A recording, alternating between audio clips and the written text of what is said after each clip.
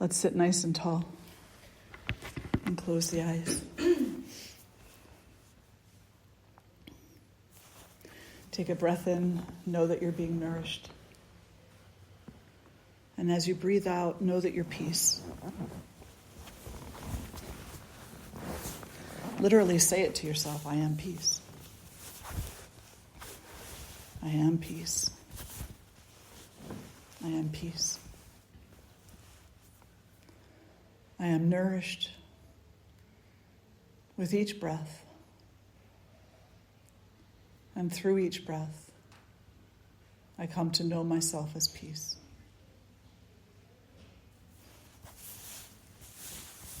And draw the hands together in front of the heart. And we'll lift our voices in one Om, followed by the invocation mantras, taking the breath in. Om.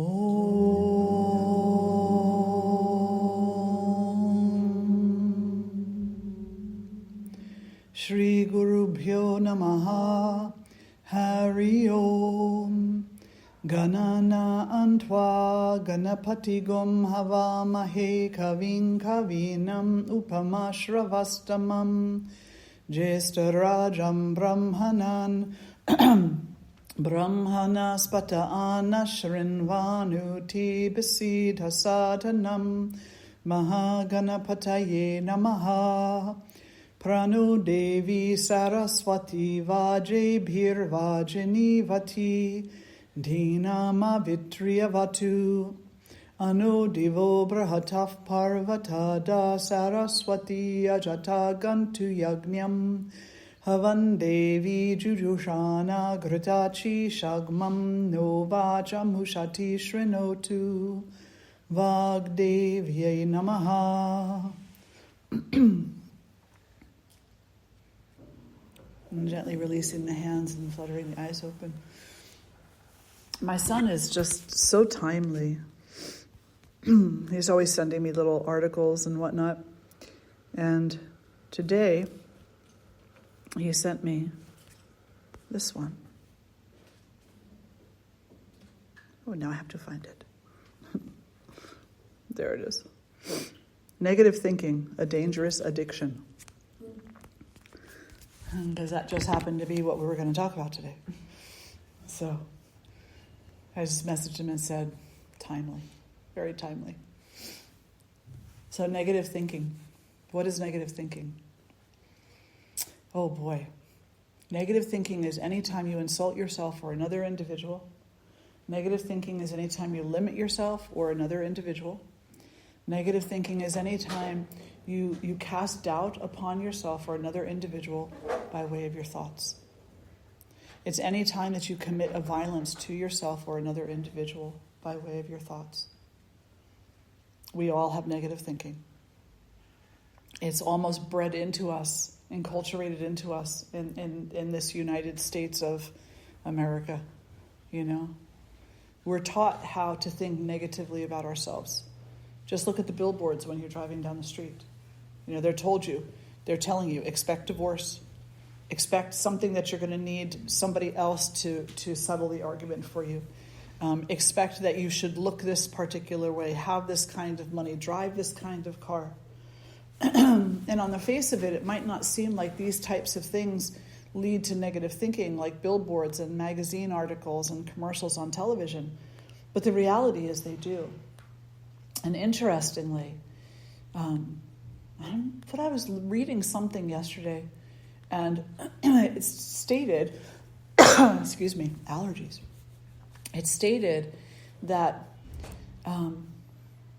when they were, I guess, revamping the way that advertising happens in this country, sometime perhaps in the 1950s or 60s, that a group of researchers came together and said, if you put a message out there in a statement of truth, like with a dot at the end of it, period, and people read it every day for a month, it'll become something that they start to believe in.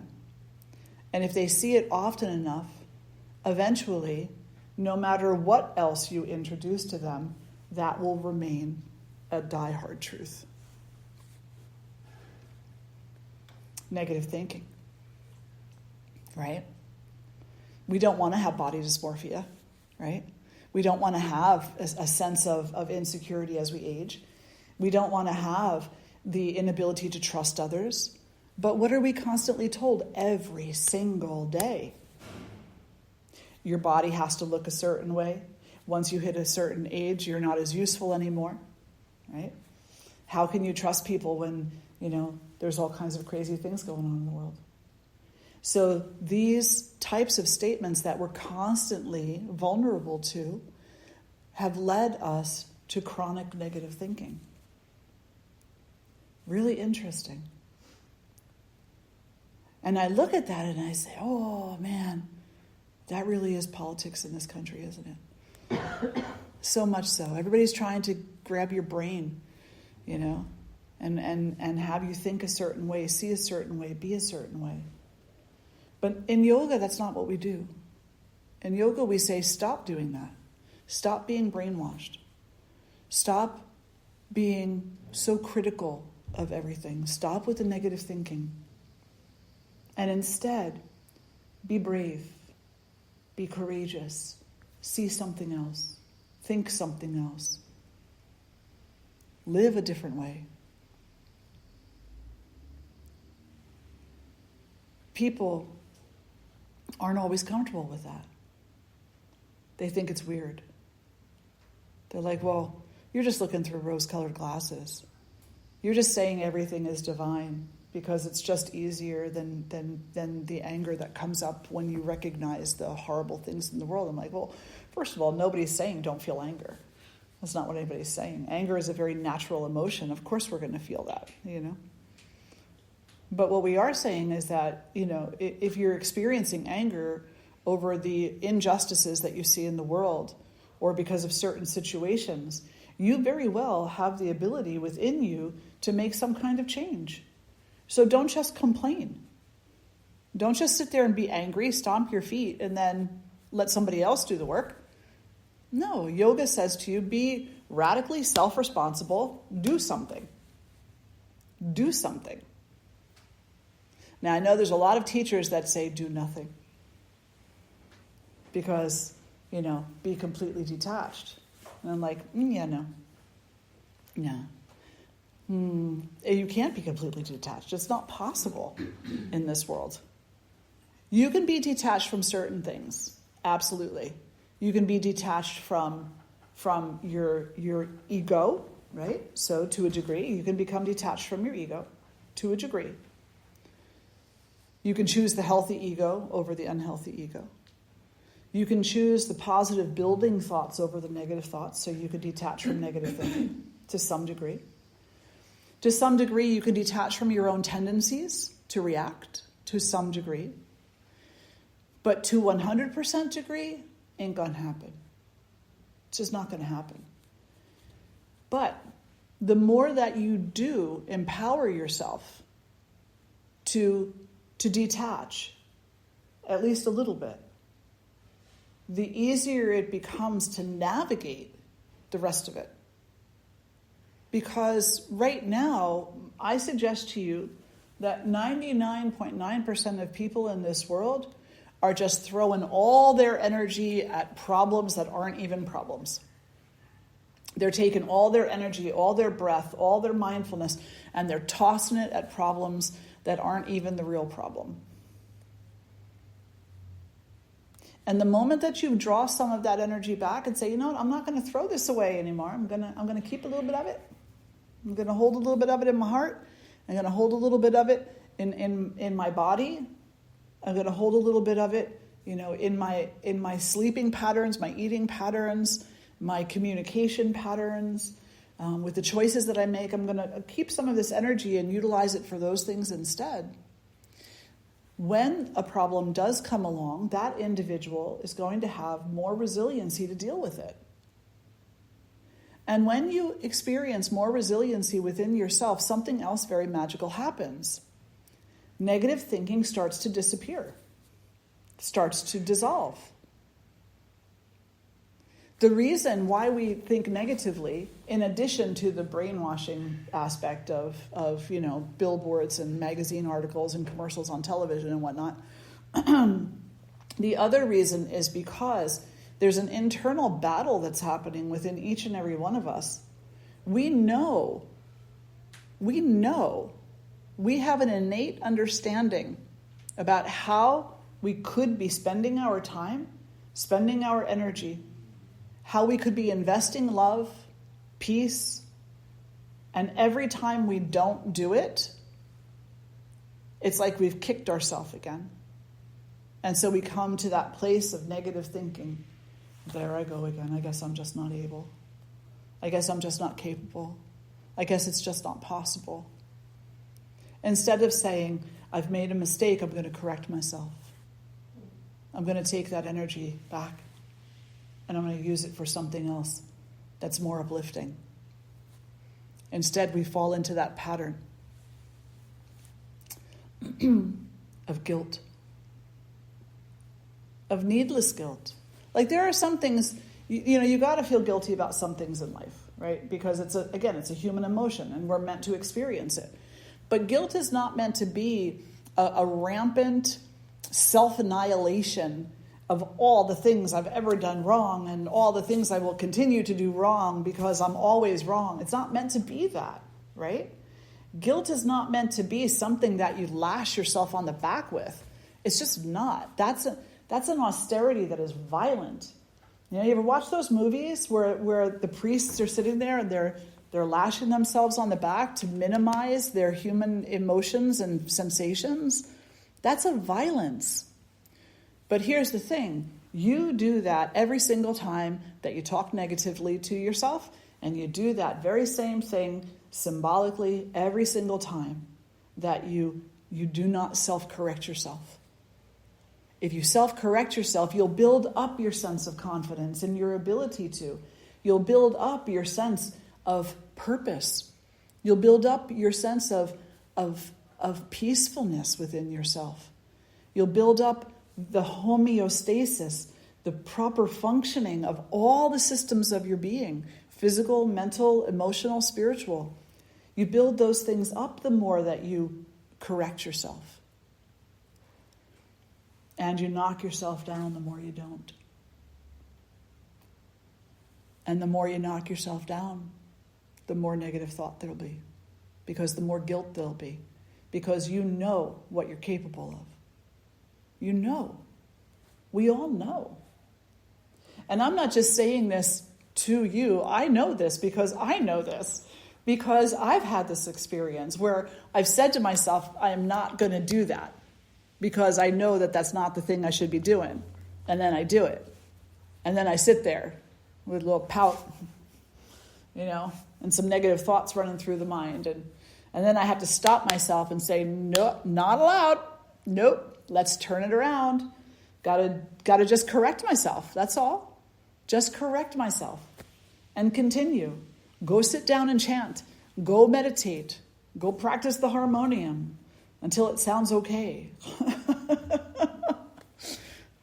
Luckily, I'm not subjecting you all to that unless you're volunteering to be. Yeah. Don't settle for the mistake. Correct yourself. And in correcting yourself, the negative thinking will diminish. It has to. Why? Because negative thinking is a consequence of suffering. Celebration is a consequence of growth. So as you self-correct, as you change, as you make different decisions, a sense of celebration comes up from inside yourself. A sense of real celebration. Not like I pat myself on the back, I'm doing really great, yay. Whatever, that's fine too. But that's not what I'm talking about. The sense of celebration is the ability to see the beauty, the wonder, the mystery, the struggle, and the ability to move beyond the struggle rather than just the struggle. Bless you. Does that make sense? No. So favorite negative thoughts, we all have them. Our go-to, right? What's your go-to negative thought, Shivadas? I guess it'd be like being like this guy over here, like because they do something that I wouldn't necessarily be approved of. Yeah. Yeah, this guy. Yeah. Exactly. Yeah. And we all do that, don't we? Every single person does that. Check that person out. I can't believe they're doing that. And they should know better. And yet, what do?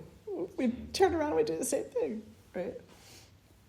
But we have our excuses in hand, We say, well, it's different when I do it. It's like, yeah, no, it's not. It's the same exact thing. But we look at them the way that we fear others are looking at us. That's a great example. We look at other people the way that we fear others are looking at us. When we see somebody committing an act that we ourselves commit. So, if you don't want people looking at you that way, get over the way people look at you, correct yourself, and carry on. And leave that poor fella alone. Because he's having a struggle, He's having a struggle, she's having a struggle. Don't contribute to the struggle. And so the idea of negative thinking is not just that it affects you, the thinker, but it is an energy that you're putting out into the universe. And how many of you believe that you put energy into the universe? How many of you believe that, if you think about it, hard enough and with enough dedication that you can pretty much accomplish your dreams? Right? This is what a lot of these books are about, right? These make your thoughts your reality. But how many of you also understand that if you have a negative thought about yourself or somebody else, that you're also creating a reality? Yeah, you're creating a reality, and you are supporting the creation of that reality by investing in it, by feeding it. So leave that poor guy alone. Correct the self. Now, we're not a society that likes correcting the self. As a matter of fact, I had someone come to me one time. I guess they came to a couple of different talks. I think I was over in New Jersey at the time. And after maybe their third talk or something, they said to me, this is why I left the church. I left the church because I got sick and tired of being told I was a sinner. I got sick and tired of being told I needed to be my best possible person. And I just listened while they kind of ranted a little bit, and they did that best possible person. And when they were done, I said, well, I really only have one question for you. And they said, what is it? And I said, are you interested in being your worst possible person? And they were like, no. I said, well, okay then, what's your problem?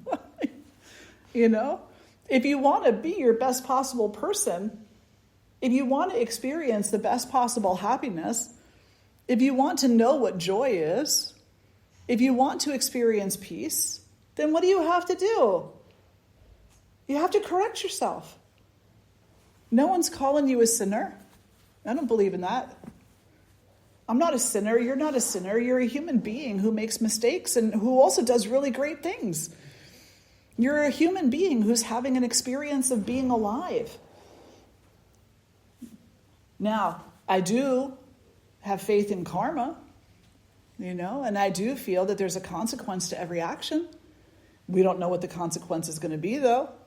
It's not tit for tat. It's not, I'm going to punch you, so I'm going to get punched. It's not that. It's not one for one. It's not a payback system, the way that it's made to sound.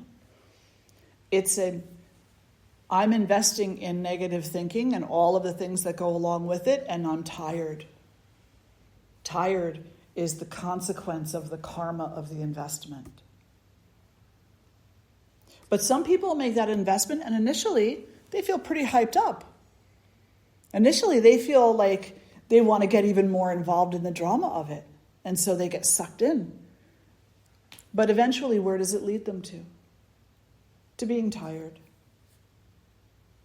It leads them to being less hopeful, leads them to being more critical, more of a negative perspective or outlook on life and of the world, right? Eventually, it's going to catch up to them. Eventually. And then what do they need to do? Correct themselves.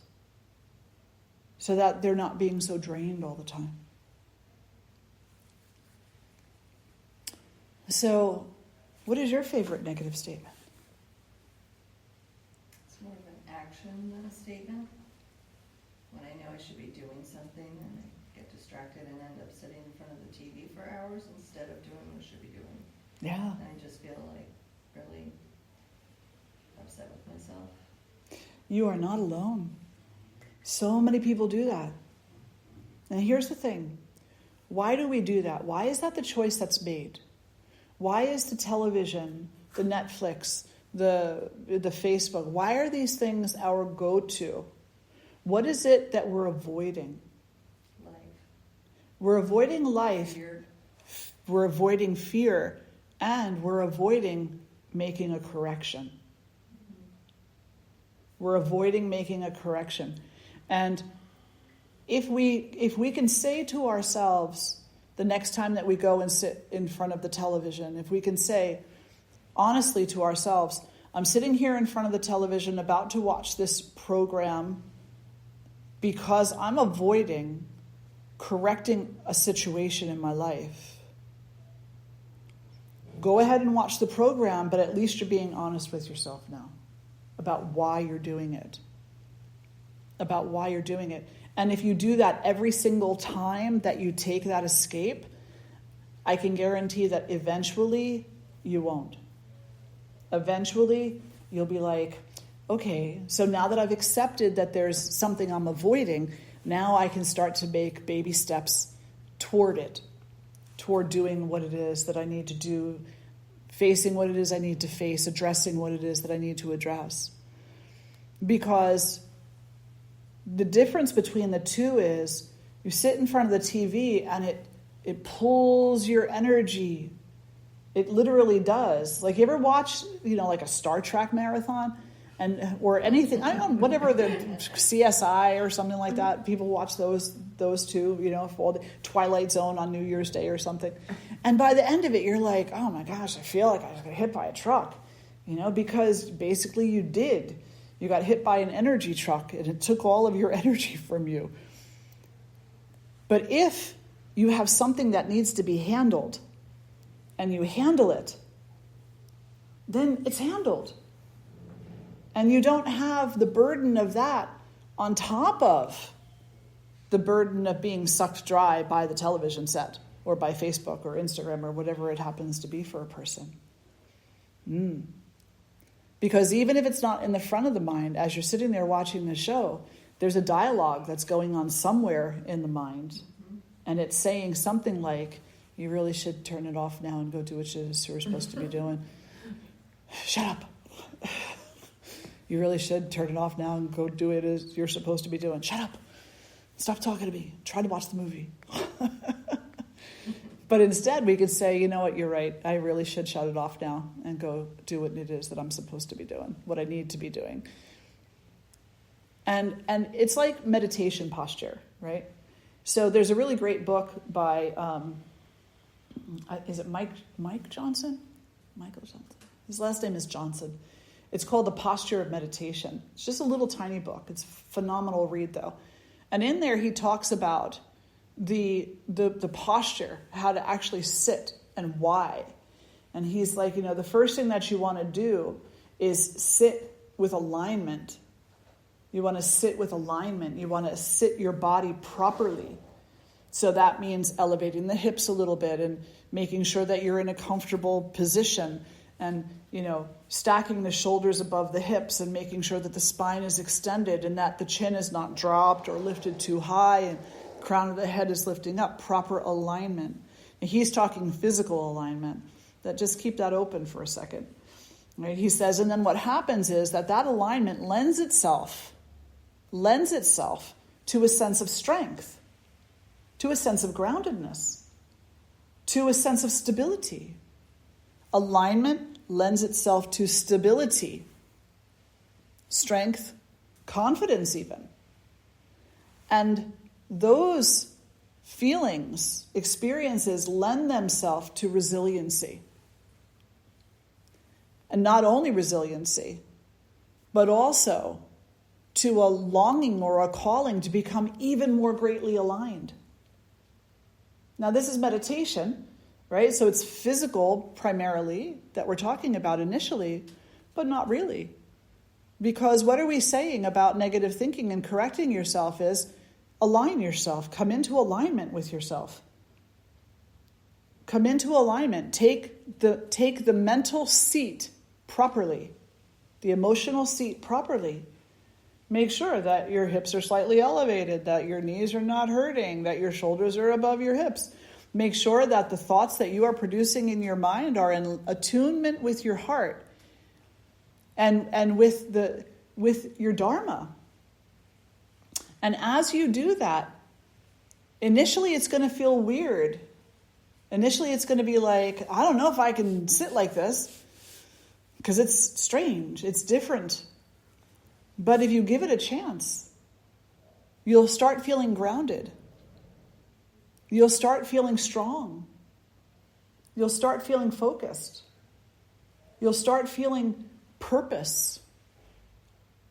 You'll start feeling more comfortable in your own skin, more confident, and then eventually resilient. And so resilient that you want to continue aligning yourself. What other things in my life can I correct? This is excellent. Absolutely awesome. And here's a little secret. You're never going to run out of things. It's not going to happen. It's like you're not going to get through your shopping list this week and then be done with it. No. Mm-mm. Because there are 10 million different situations for that anger to creep into, for that self-judgment to creep into, for that negative mindset about other people to jump into. There's 10 million, gazillion even. Whatever the biggest number is that there is. That's how many different ways that these things can come up within us. So we're never going to run out. We just keep doing the work. Keep refining. Keep self-correcting. How many of you have ever been to a kid's sports game? And how many of you have cheered when they made a goal? Or even like your favorite athletic team? Or Dances with the Stars? How many of you have cheered for your favorite team? Every single person in this room has, right? Why did you cheer for them? Why? Summer, why did you cheer? Because you're excited for them, because you see the thrill that they have in making the goal and the smile on their face, and it's just joy. It's just joy, because you're witnessing somebody who put their mind to something and they have now done it.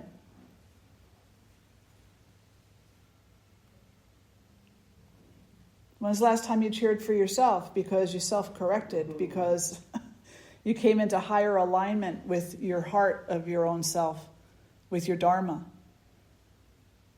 But see, we look at it and we say, well, I'm not a sinner. I don't want to be known as a sinner. Nobody's talking about being a sinner. No one's talking about being a bad person.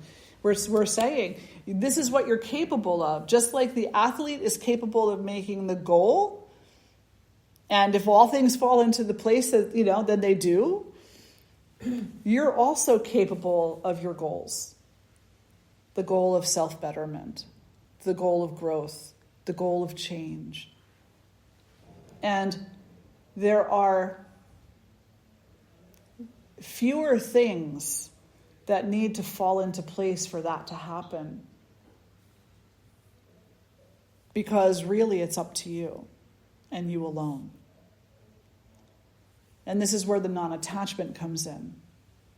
Because the more we understand that, the more strongly we are attached to the influences of the outside world, like the billboards and the magazines and the commercials on television and the Facebook, and the more that we move away from those things, the more we recognize it's only up to me.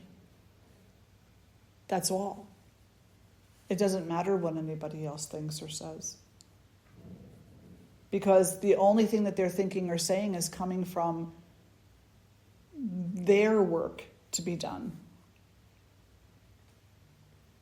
And the moment that we realize that, we'll stop judging the guy. The moment that we realize that it doesn't really matter how people see me. It doesn't matter what they do. Because people don't see everything about you. It's like a photograph. When somebody encounters you, they encounter a moment in your life. A moment. You ever encounter somebody like at the grocery store, like somebody in line in front of you, and you think to yourself, man, that's a grouchy person.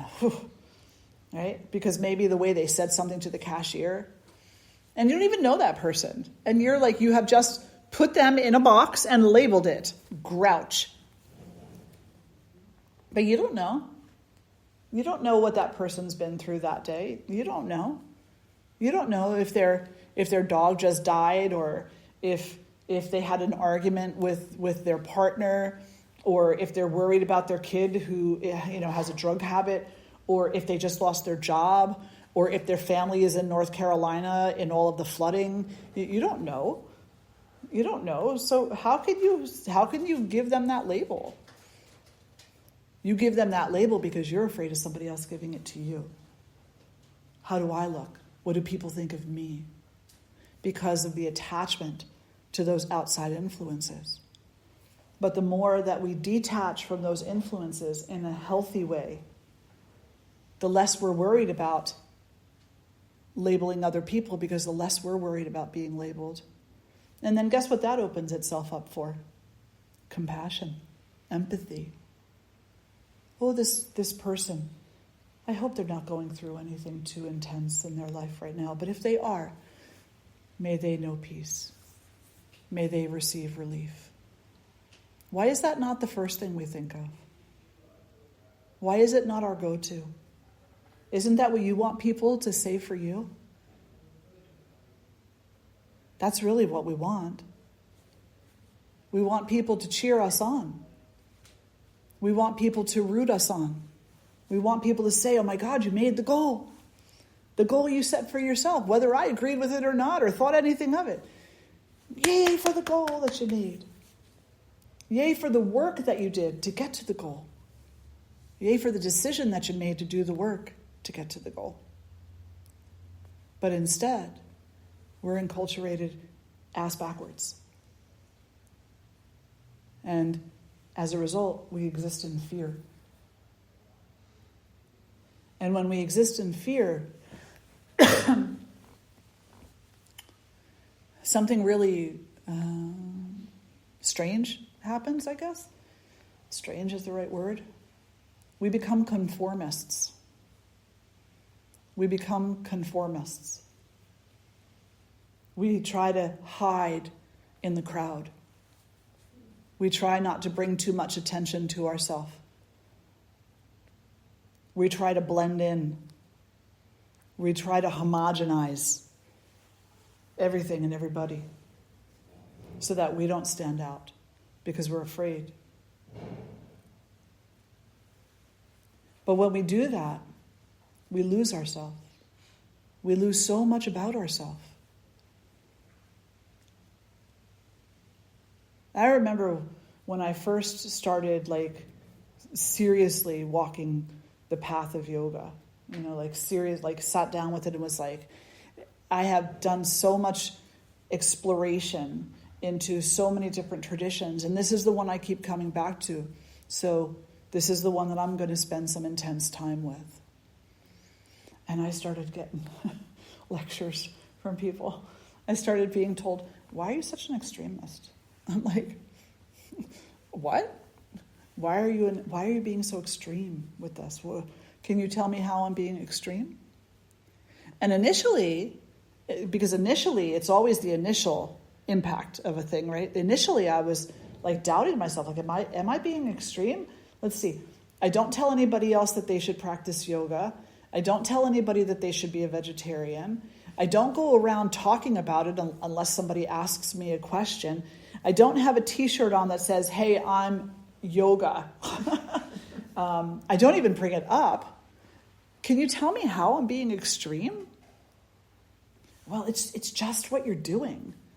Like, you're changing, and we just don't know who you are anymore. And I said, okay, so I shouldn't change in my life?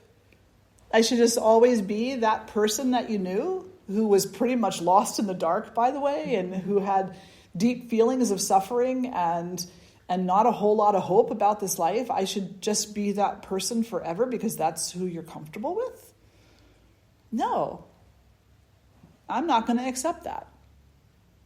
So if you think I'm being extreme, yay for extreme. But really all I'm doing is trying to find a different way. A way that makes more sense.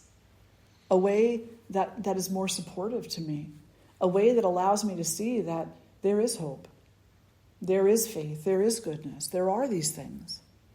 And I'm not going to stay in that little tiny place just to make you feel better. Because it doesn't make me feel any better. And it shouldn't make you feel any better either. Because all it is a symptom of that individual not being willing to expand a little bit. I'm not saying that my path is the right path for everybody. I would never say that. Every single person has to make the decisions that they make in this life on their own, for their own accord.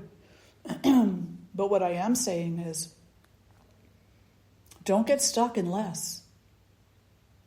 No, not when there's so much more waiting for you. Don't get stuck in less. Don't get stuck in the negativity. When there is a plethora of goodness waiting for you. Does all that make sense? Questions or reflections? Yes? Shiva Das? No? No. You look like you have a thought on your mind. Yes, Noel? I do. So I understand the part where you have to say, oh, they're struggling. Like, that's what I say in my head. Oh, gosh, they're struggling. And I learned that actually through here. Like, that's what your first initial response would be. How about the people that you have to be exposed to, whether it's work or family or whatever, that are just constantly negative? They're suffering. I get that, but but to bring yourself around the negativity. So this is where you need to, this not just you. This is where you need to understand very clearly what belongs to you and what doesn't. Their drama, their complaints, their negativity, their choice doesn't belong to you. So why are you taking ownership over it? Like, you can love somebody and not be part of their BS. You can care for somebody deeply and not be part of their drama. You can stand right next to them and they can be throwing their arms up in the sky, stomping their feet, giving in to all of their drama. And you don't have to. You don't have to pick up that phone. You can just be there.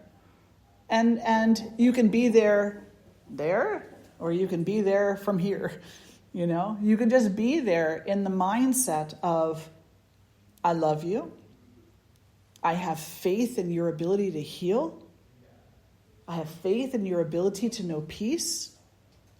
And that's what I pray for you. May you heal and may you know peace. And until then, you can stomp your feet. But I'm not going to be a party of it. I'm not going to be a party to it. That's all. And so they start stomping their feet. You just change the subject. Or go do something else. Excuse yourself. Somebody said, well, we have these luncheons at work, and they always just collapse into like these huge complaints and things. And what do I do? how do I stop that? And I said, well, you're not going to stop it. You might be able to exquisitely navigate into a different conversation if you have the tools of communication to do so. You can move a conversation in a different direction, but you're never going to stop. You're just not. You're not going to stop them. So you don't take part in it. And that was something that I learned when I worked in the law office, which can be a really harrowing place to work sometimes. Lots of complaints because of lots of interacting personalities, lots of work, lots of deadlines, and people get irritated, And so they'd start, I'll talk to you guys later. I'm going to go get a coffee, go down to the kitchen. And sometimes they follow you, and be like, you know what? I understand that you're frustrated, and I can appreciate why you're frustrated because I'm here too. But I'm not going to take part in that conversation because I'm not here to diss people. I'm not here to talk behind my employer's back. If there's a problem, let's find a solution to it. Otherwise, all you're doing is complaining, and I'm not taking part in that. And you have a right to say that.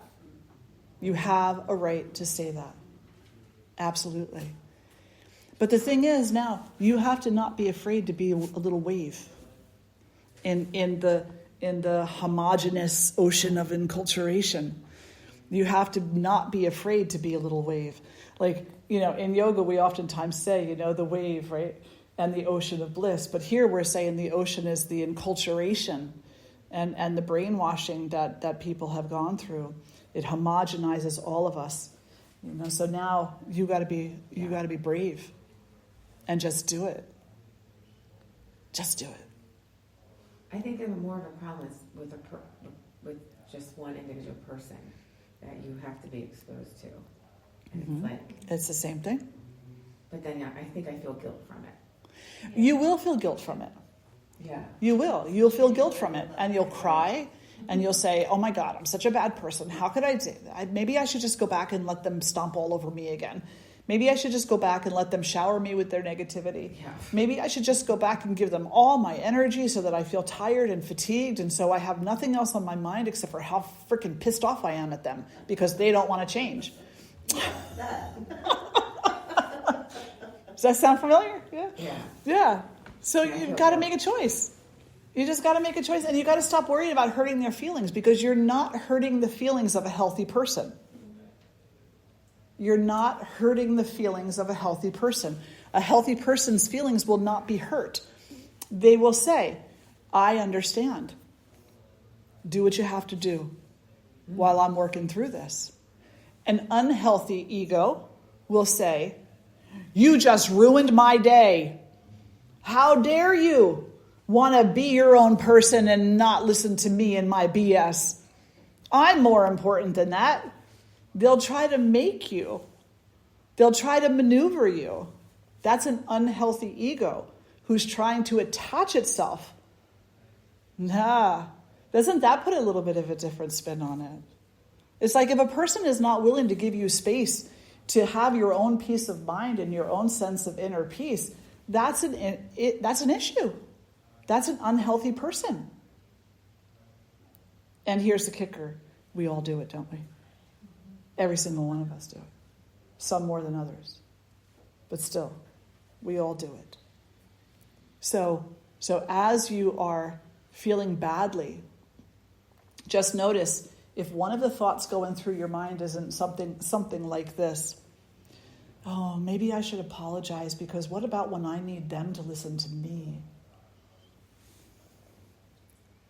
Don't think like that.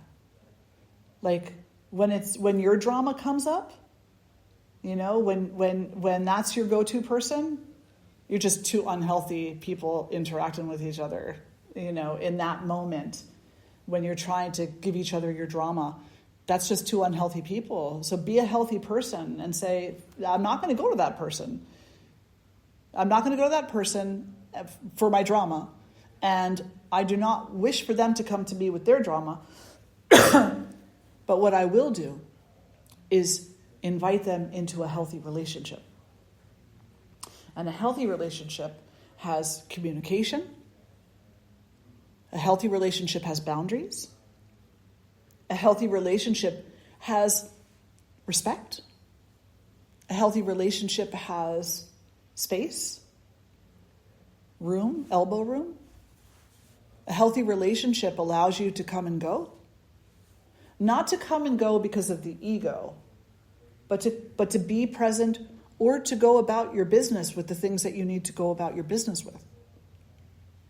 How many of you have ever been in a relationship where the person's like, oh, don't go to work today, I'm going to miss you too much, you have to stay here with me. Oh, thank God for you. But something like that has happened to you in a relationship. Has happened to every single one of you in a relationship. Oh, don't go out with your friends tonight, stay with me. There's no space there. That's an unhealthy relationship. Right away, it's an unhealthy relationship. Go have a good time with your friends. I'm going to miss you, but I want to see you smile. I want to celebrate you. I want to know that you're having a nice time. And if you need me, call me. I'll come pick you up if you need a ride. That's a healthy relationship. Yeah? And do a time check. We still have a few minutes. Other questions or reflections? Yes? What about, like, say, you're with a coworker and you've made it clear that, we're coworkers, you want a space, but they still don't do that. They, maybe do things, that you can't prove to anybody else that they're doing that's strange, and you've told them to stop doing it, and they keep doing it. In that situation, what would be the right way to go about it? Now, are they doing things toward you personally, or are they doing things in their job that are harmful within their job responsibilities? Which one is it? It's the personal. It's personal. They just get in my space. And it's like, come on, go work in your space, don't get into my space. That's a perfect thing to say to them. And you said that, but they still do it. Yeah. They keep doing the same stuff. So here's something that you might want to say to them, because some people can be a little dense, the reality of the matter. So you might want to set your boundary this way. I've asked you multiple times not to come into my space when I'm working. So now I'm going to ask you one more time. At least provide me the consideration to ask me, is now a good time to talk to you? And then to accept my answer, whether it is no or yes. And I will provide you with the same courtesy. Period. Yeah, try that. Let me know how it goes. Because it'll go one of two ways, or three. They'll either think you're mean, right? But that's their unhealthiness. They'll think you're cool because you know how to set boundaries. And maybe they'll start doing the same thing with other people in their life, because the only reason why they are not able to honor your boundary is because they don't have any. So that they're just emulating, right? And the third thing is just that they'll do it. They'll honor what you're asking for. Yeah, absolutely. Great question. Great question. I think sometimes you have to be specific. You do. Because sometimes you have to actually give examples. Just because what I do for a living, I have to do that with the kids. This is exactly what I'm expecting. This is what I don't like. Right. And then go with that. Exactly. And when did it become not okay to be specific? It's called straightforwardness, right? When did it become not okay to be straightforward? When did we become so mushy and weak that somebody can't be straightforward with us without us taking a dagger to the heart? Oh my God, you told me you don't want to talk to me. And then fall over in all the drama, go to Broadway if that's what you want to see, right? If you're not interested in talking right now, great. There was a friend of mine who doesn't touch people, women particularly, right? So it's his vow. And I didn't know that at the time. When I first met this person, I didn't know that they had taken this vow. And so I went up to give him a hug because I had hugged the other 3 people who he was with. And I, just met this person, didn't want him to feel on the outs. So I said, may I hug you? And he went, no. And I said, okay, wonderful. Not a problem. Because what do I care? Like, it's not hurting me. It's not, it's not an insult to me. It's like, that's fine. And then later on, he came up to me because I guess he thought like, he was a little shocked that I just said, okay. And he said, well, can I explain? And I said, yeah, but you don't have to. You don't have to explain. Not necessary. Well, I'd still like to. Okay, well, I'm all ears. Fill me in. And so he did, and he said, well, I had taken this vow. The only woman that I touch is my wife. And I said, I think that's a beautiful vow. And I'm very grateful that you honor yourself by honoring the vow you made. Oh. So it's equally important when we're trying to overwrite the negative thinking and the tendency to negative thinking. It's equally important for us to point out, at least within our own heart and mind, the good things and the positive things and the victories of others, as well as saying, what's up with that dude? It's so important for us to say, look at this individual living his dharma. Look at this individual trying so hard in the face of life suffering. Look at this individual smiling. And that somewhere in their life something's not happy, because that's the truth for everybody. And yet here they are showing up. Look at this person committing kindness and compassion. So I know, like, for some people it sounds like you're looking through rose-colored glasses, but you're not. You're just saying, you look at a Renoir, right, or at some painting on the wall, and there's something you choose to look at in that painting. That painting by Monet with the stars, people typically choose to look at the stars. But what if you look at the blue night sky instead? Will that change what you see in the stars? Maybe it'll make it more vibrant, because you're not just focusing on the star alone. You're focusing on the bigger picture now. Make sense? Mm-hmm.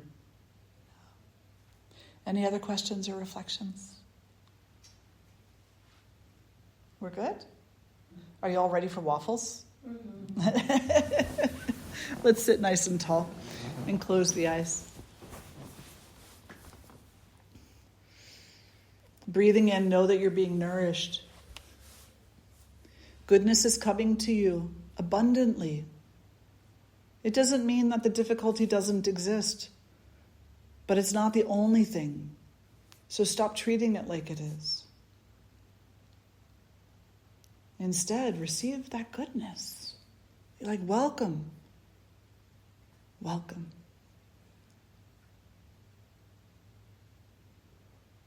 Draw the hands together in front of the heart. Make a commitment to start to change the little negative patterns, the negative thinking, the negative statements, behaviors, just a little bit at a time, so that more of that goodness can pour in. Taking a breath in for Om and the All Beings mantra. Om.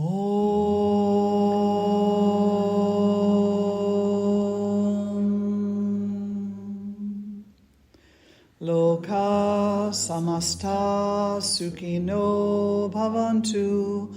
Loka samasta sukhino bhavantu. Loka samasta sukhino bhavantu. Om shanti shanti shanti. Hari Om Shri Guru Bhyo Namaha. Hari Om. Om Shri Matre Namaha. Om peace, peace, peace. Thank you all so much for being here today. Wonderful to gather with each and every one of you. Now we leave tomorrow. Ashram will be closed for 2 weeks. And then on the return weekend, I won't be back yet, but Alan and Niranjana will be here that weekend, leading in and doing kirtan instead of the wisdom circle. And then I'll be back, I get back on the 22nd or the 21st or something like that. And so the following weekend, I'll be back. But do come and support Alan and Abby. Yeah. I don't think you were here. They've covered a couple of times for me, but I don't think that you were here. Okay. Though. Yeah. I think I see pictures of them. Yeah. Oh, they're wonderful. Yeah. Absolutely wonderful. They do music, Hmm? the kirtan, right? Mhm. Yeah. See Abby. Oh, she's got such a wonderful voice. Yeah. Oh, And yeah. he's such a great drummer. Yeah. Absolutely. Yeah, they're very good together. Yeah. Yeah. I think he was here the last time I was circled 2 or 3 weeks ago. Yeah. Well, fun. Safe travels. Thank you. We shall. Yeah, travel. Yay.